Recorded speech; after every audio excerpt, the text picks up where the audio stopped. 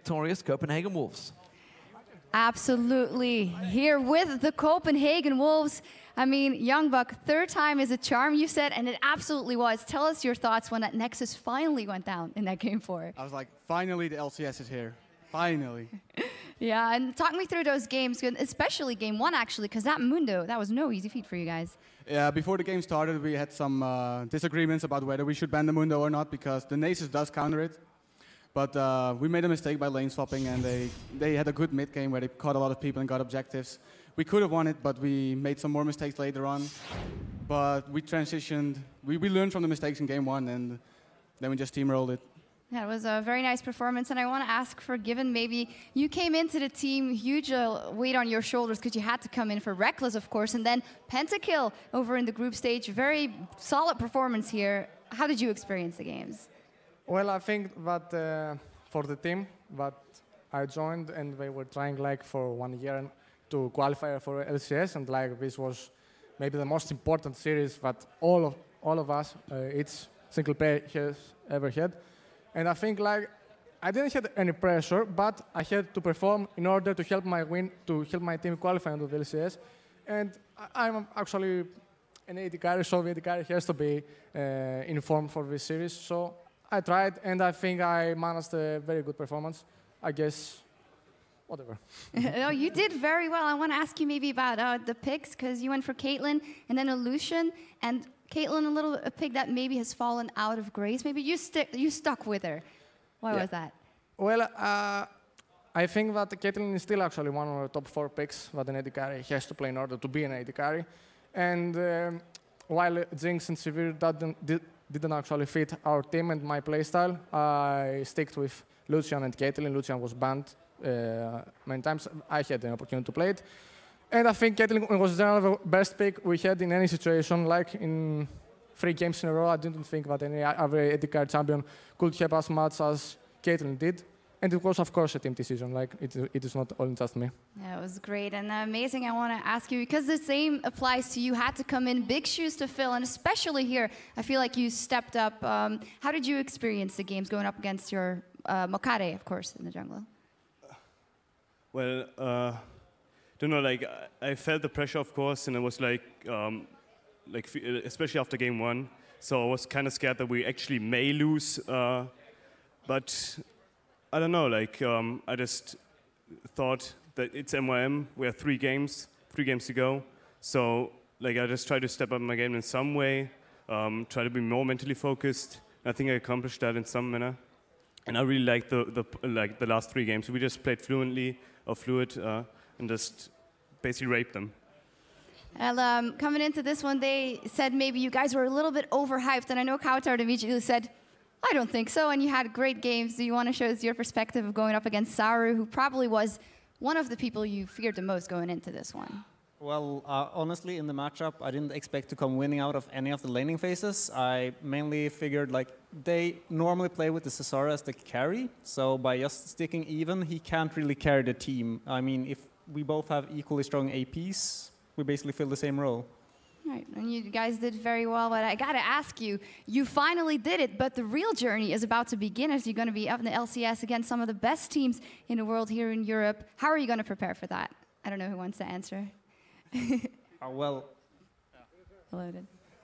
first we're gonna take a break because we were training non-stop for a very long time, especially me and Joy,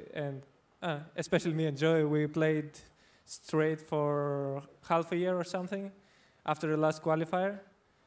So now we finally earned some break for a few weeks, and then we're gonna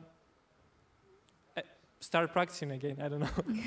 Yeah, you guys have definitely earned a break. Fantastic being here. Do you have any words? Because you have a lot of fans here in the crowd and at home, I'm sure. Yeah, I want to thank all the fans that are here and also at home, and especially my family, because they've been very supportive of me.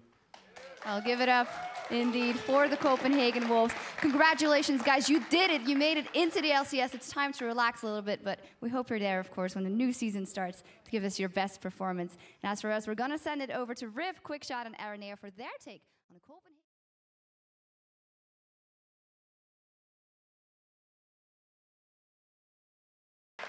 Down 0-2. What do you have to do at that point? What do you tell your team at a point like that? Well, the thing is, we were down in DreamHack as well, so we kind of had that experience already. So we knew we were good. We knew we can beat them. But in the first games, we were, I don't know, not ready enough, not motivated enough. Then did do stupid mistakes, and then in the other games, we just stepped it up, and everyone trusted each other. For you guys in that bottom lane specifically, as we mentioned before, that a lot of players say that you guys have very good synergy in that bottom lane, but it seemed like you figured their bottom lane out from game 3 on. Is that a right judgment?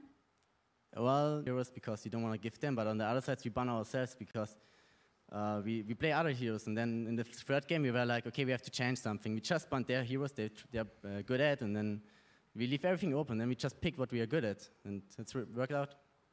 Right, now Candy Panda, I also want to ask you, you also really stepped up from that game 3 on. How was the experience for you? How did you mentally make that click and say, we have to win 3 games in a row, guys?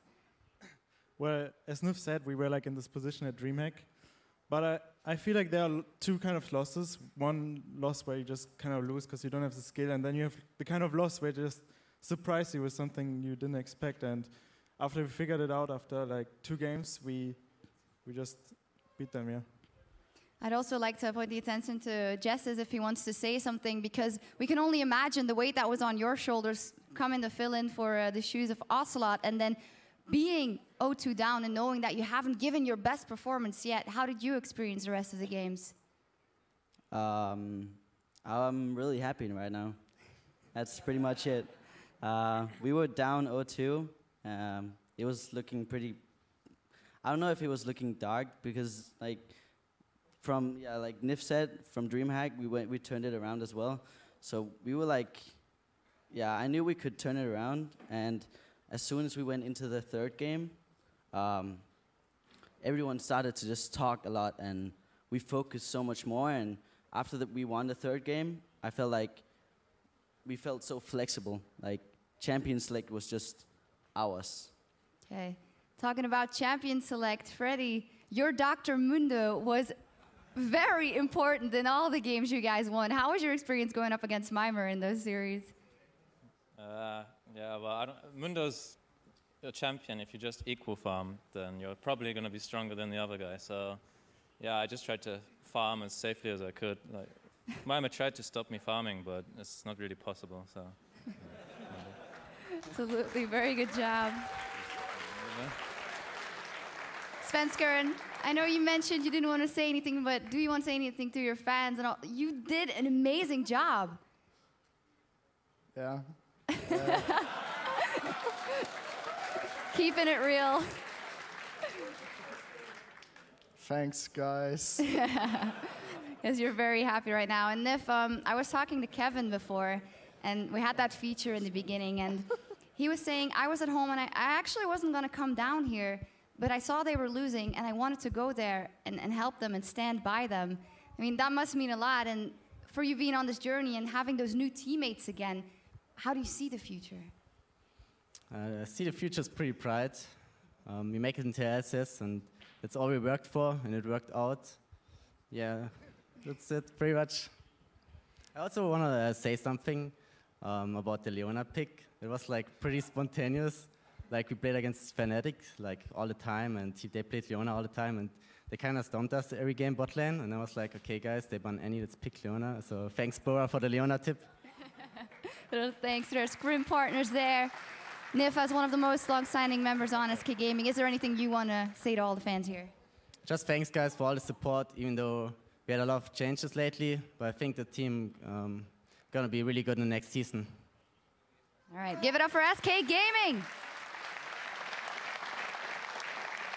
What a fantastic best of 5. Congratulations, guys. We'll see you in the LCS. And now let's send it over to D-Man, Jad, and Expeke for their take on the series.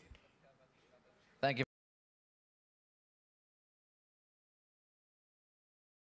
By with the newest team in the LCS, KMT. Thank you very much. Immediately, an applause for you guys, because I think a 3-0 sweep versus NIP is something you yourself even haven't expected, Vander. Yeah, it's really unbelievable. It's really hard to say something smart now. We are so happy, and yeah, we really thought NIP is a tough opponent. It will be hard, but we felt that we can really do it. And you absolutely did. Tell me a little bit about the story of those games, because I can imagine the moment that you're 2-0 up, does it start to be a little more nervous in the team? Like, guys, we can do this. Yeah, it was like we are 2-0 yesterday. Superhot Crew was in the same situation. They were winning 2-0. They were playing so good, and suddenly they started to lose. And yeah, it was the third game was, I think, the hardest one for us. Yeah, tell me a little bit about that, because the first game you guys played, immediately going for you guys in the bottom lane with a Vayne pick, very risky versus an Ezreal. Did the nerves really only creep in later? Were you guys really confident at the first game? Well, about the Vayne, they had Ezreal, so Vayne is like really strong against Ezreal. Later in the game, he can't 1v1 her, so she can speed push all the time. But on the lane, the Karma, we were expecting them to play this champion. And he went full AP, so he was doing really a lot of damage, and it was really hard for us in the early game, but later just the Vayne pick did the work. Now, tell me a little bit about you guys as a team and as friends, maybe, because a lot of you guys have been trying to qualify and trying to get to that biggest stage for a long time. How come this time it's clicked and it's worked? I don't know, we just play good now, and I hope we will do even better. We started like, we lost in DreamHack Winter against SK. I thought it will be easier to win the DreamHack against them than now. But then we lost our minds when we were winning hard, so we were like, don't do it again and play calm, and this time we did it. You absolutely did it. So this is only the beginning of the journey, even though this might feel like already a very big achievement for you guys, which it is, but you've got an entire LCS season to prove it. So how are you looking up going against the best teams in Europe week after week? I hope we will go to World Finals and we will do good, I think, in the LCS. Finally, is there anything you want to say to the fans and probably a lot of new fans that you've made here today? Yes, I want to thank everyone for coming here, for everyone on the stream, and keep eye on us. We will do good in this season. Give it up one more time for KMT.